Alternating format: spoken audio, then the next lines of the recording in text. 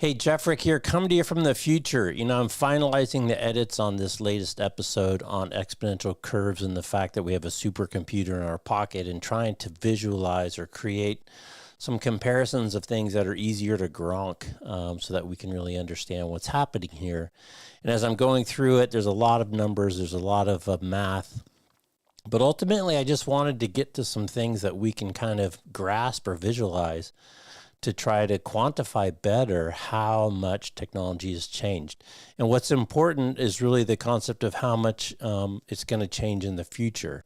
So you'll hear a lot of numbers. Try not to get too wrapped up in the numbers. I'll put all the math in the notes so you can go and run your own numbers. But the concepts to really focus on, we've gone from a Cray supercomputer in 1973 to our mobile phones. And our mobile phones are thousands, if not tens of thousands of times more powerful for fractions of the cost, fractions of the weight, fractions of the energy consumption. So if you think about where we were at 1973 and where we are today, and now you start to think about where are we going to be 2 years from now, 3 years from now, 5 years from now, 10 years from now on these exponential curves, it really begs the question, what will we be carrying around in our pockets or in our brains or in our heads or however we're going to be connected to this technology down the road? ChatGPT came onto the scene 2 Novembers ago. They're already talking about ChatGPT, I think it's 5, that's coming out soon, is 100 times more powerful. So that's 2 years, 100 times, so 10x twice to get here. So I really...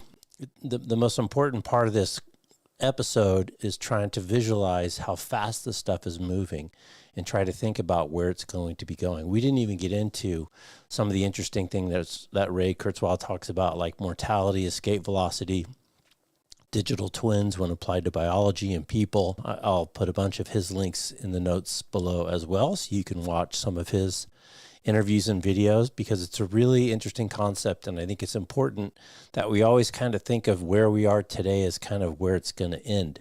And it's not at all. You look back in any technology and just a few years back, what we were doing seems almost juvenile sometimes. And then you think about the implications in something like medical technology, where, artificial knees now are an outpatient procedure.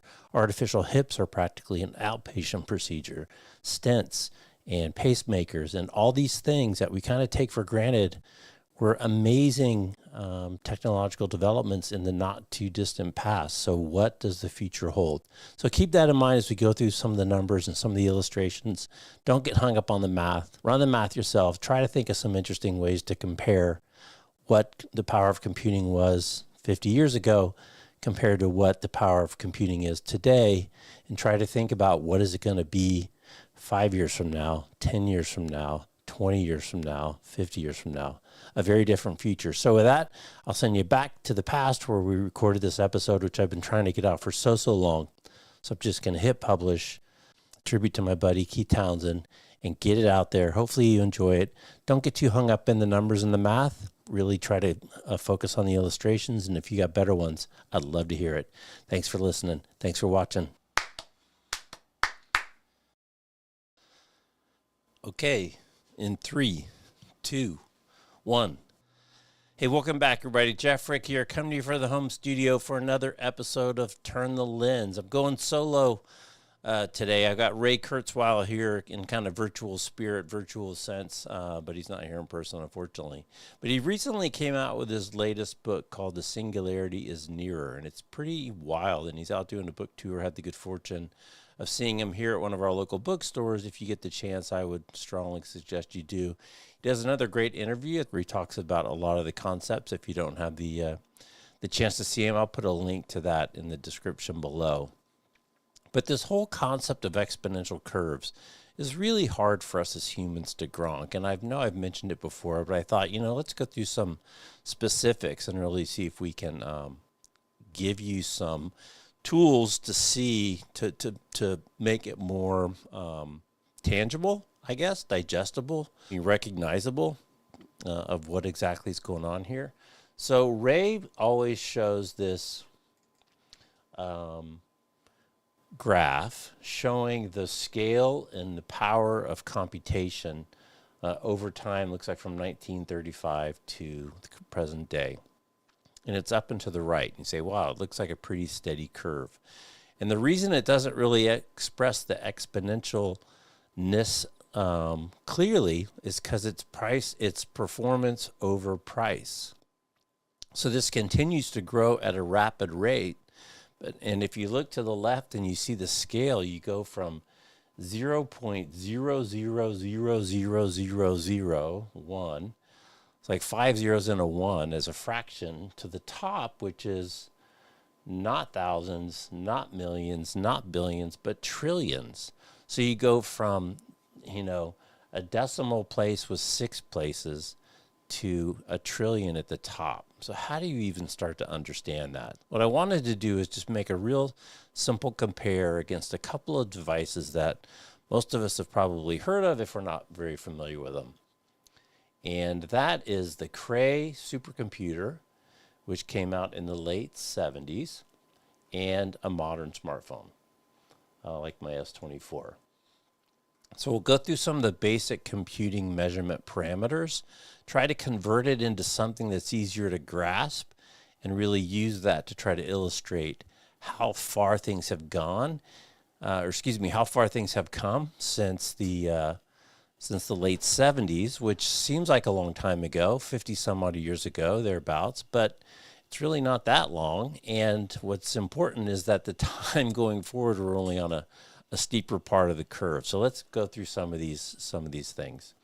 So first off, let's talk about computing horsepower. And that is measured in something called flops, which is floating point operations per second, which is doing the math. The computer's doing the math. And a Cray in the late 70s, a Cray 1, and I'll put all these numbers in the notes below, could do 160 megaflops. A modern smartphone does 5 teraflops, and a teraflop is 1,000,000 megaflops. So you go from 160 mega to 5 teraflops. So how much more is that? And it's more. It's 31,000 times more. 31,000 times more between a Cray supercomputer 1 and your phone. So again, it's just like hard to even understand what that means. So what I decided to do is let's look at that in terms of how long would it take to compute all the credit card transactions that happen in the world today. So right now, according to ChatGPT, there's about 1.98, close to 2 billion credit card transactions that happen around the globe every day. So this is called 2 billion in round numbers. So at 160 megaflops, it would take approximately 3.5 hours to process all those transactions. So basically think old school batch processing, all the credit cards run all day long. You want to run it through the machine so that you can put all the money where it's supposed to go. That would take about 3 hours and 26 minutes with the state-of-the-art machine in the late 70s. Using your modern smartphone at 5 teraflops, that same calculation would take, how long do you think? Again, the comp is 3 hours and 26 minutes. Modern smartphone, it would take 0.39 seconds, less than half a second to do the equivalent work. From 3.5 hours to less than half a second. That's how much smarter your smartphone is than the state-of-the-art computing not that long ago. So that's flops as a proxy for computing power. Let's look at working area, or RAM. In RAM, I always like to think of as kind of the tabletop of your computer. How much stuff can you have open at one time? How much things can it be working on? And the old Cray had 4 megs of RAM, 4 megs.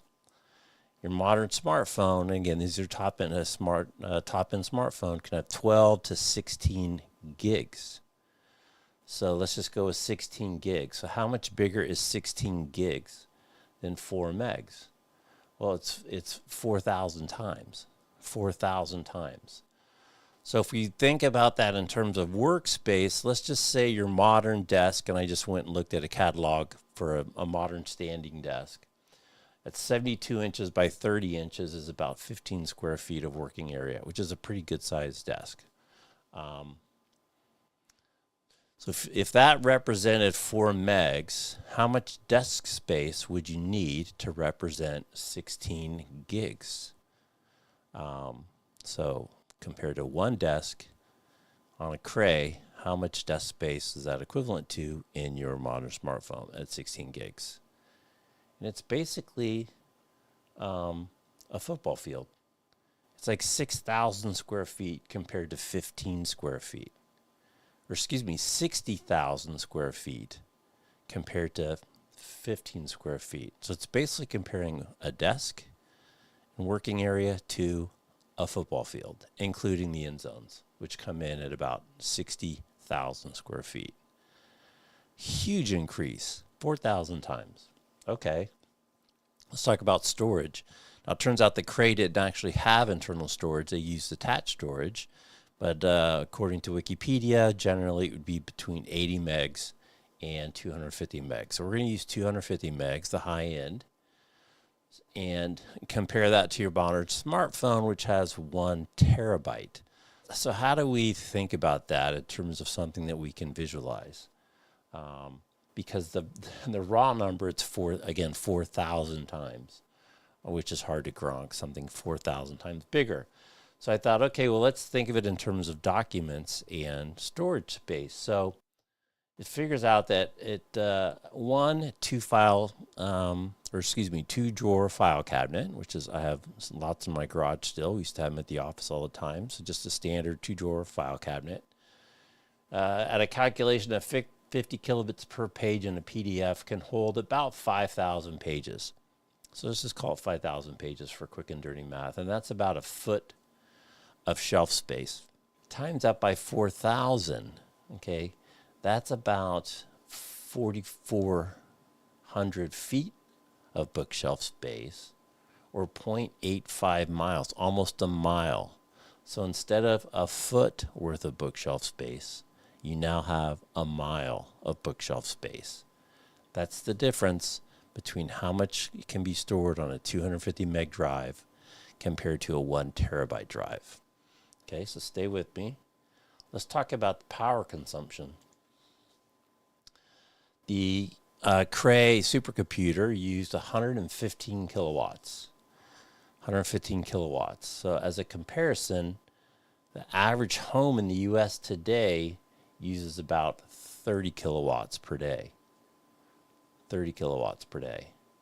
So it's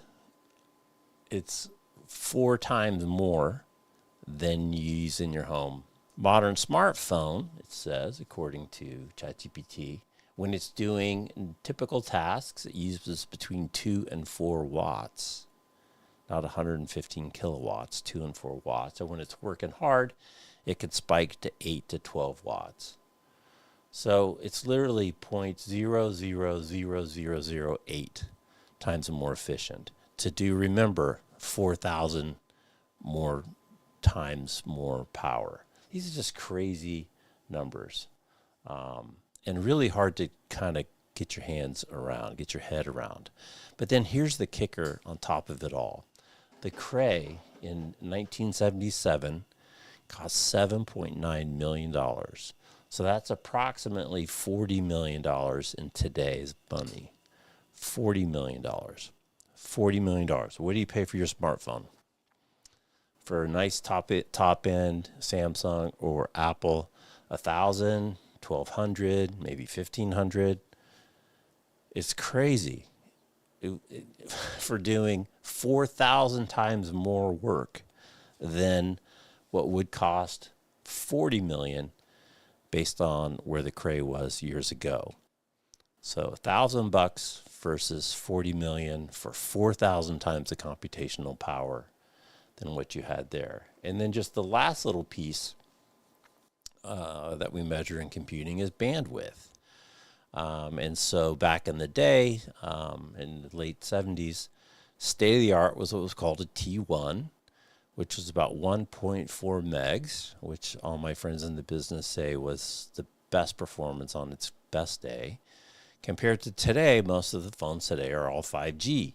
And 5G has a range, but most of the top-end ones, and again, we've been talking about the top-end phones, can do 10 gigabits per second. So how do you compare the bandwidth, the throughput of 1.4 megs to 10 gigs in 5G?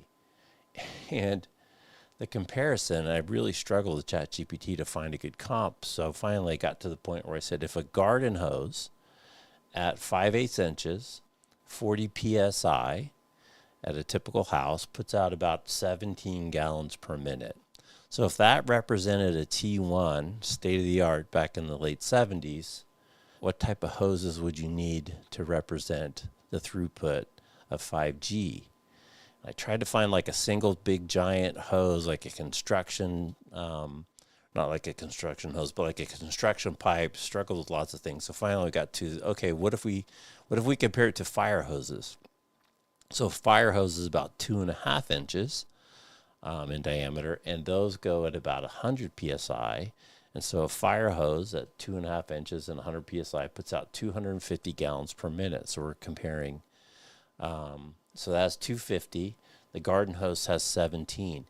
To get it up to the size of a 5G, it's 6,000 times more. 6,000 times more. So it would take 440 fire hoses to be 5G compared to one garden hose for a T1. That is so much more throughput. And then again, here's the kicker. It's all divided by price. Back in the 70s would cost you about $1,500 a month. Today, if you account for inflation, that $1,500 a month turns into about $7,800 a month. So imagine if your phone bill just for your connectivity was $7,800 a month for only 1/6,000th of the throughput. So again, I had kind of ChatGPT help me write like a little summary document. It's crazy. So comparing your modern smartphone to a Cray supercomputer, you get about 4,000 times the working area in terms of the RAM. You get 31,000 times more horsepower in terms of the flops. You get 4,000 times more storage using 0.00001 the power. And it costs you, for the unit, $1,000 compared to 40 million. And for your monthly service fee, call it $100 compared to close to 8,000 for the Cray. So I don't know if that helps illustrate what's happening. And again, as I've said many, many times, today's the slowest day of technological change in your life. I think the ChatGPT event 2 Novembers ago, was really kind of exponential curves thrown in our face, that we can now, via our phone and 5G, talk to a supercomputer that lives in the cloud, that understands natural language better than they ever have, and will talk back to you and answer in a human voice and give you the information. And it's only getting faster and faster every day. So I hope this was helpful. I don't know if it's helpful. I struggle with this. I think humans' ability to grok exponential curves is a big part of the challenge that we have in technology. As I've talked about in other videos, there's kind of human biology development, evolution, which is pretty slow. There's been civilizations evolution over the last, many thousands of years, which has also been relatively slow. It wasn't that long ago that you probably, presumed in your career that you would have the same career that your folks had, which was the same that their folks had, which was the same that their folks had, which was farming for most people not that many generations ago. And you would presume your kids would do the same. That's not the case. But even civilization's change speed is nothing compared to the exponential speed that we're seeing in computing. And again, another really illustrative story is the tale of the of the kid and the chess and the grain of rice. It's an old fable where some kid beat the king in chess, and the king said, how can I pay you back? And he said, I just want 1 grain of rice on the for the first day of your payback, which is on the first square of the chessboard. The second day, I want you to double it, so 2 grains of rice. Third day, double it. 4 grains of rice. Fourth day, double it. 8 grains of rice. For the 64 days, for the 64 squares on a chessboard. And if you do the math, and there's a lot of great videos out there talking about it, by the time you get to the 64th day, you basically would be covering the entire country of India deep in grains of rice. There's not that much rice. So exponential curves grow fast, and that's just doubling. That's not timing it by 10. So it's a tough thing to grok, and it's a good thing to think about. Hopefully this is interesting. Maybe it's not interesting. I'll throw some visuals up. Even the visuals, trying to get ChatGPT to help me to do the visuals, to do the comparison between one garden hose flow versus however many fire hoses I said. It can't do it. You know, to have a mile's worth of file cabinets or bookshelf space. These are really difficult concepts to grasp, and we're not really built for it, which is why there's so many advances in technology on so many fronts, and they just sometimes are surprising how fast they move. And as I've always said too, you know, you only know about the technological advances in the industries in which you play, but it's happening across all industries concurrently, and you just don't see it all the time because it's not stuff that you're that aware of. So interesting times ahead. Today's the slowest day of technological change for the rest of our lives. It's only going to get faster. Hope this was helpful. Hope it was entertaining. I've been wanting to do this for a long time. As Keith Townsend said one time when we were together, you know, he had a post that he struggled with trying to get it down. I've struggled with this. I've struggled with trying to get the concepts together that are illustrative, but I don't want to miss the window and not get the post up, which is something Keith and I talked about, which is the worst of all worlds. So hopefully you enjoyed it. Hopefully it helped. I think it's interesting. Thanks again for watching. Thanks for tuning in on YouTube. Thanks for listening on the podcast. Appreciate you being there, and reach out, say hi. Signing off from the home studio, Jeff Frick. See you next time. Take care.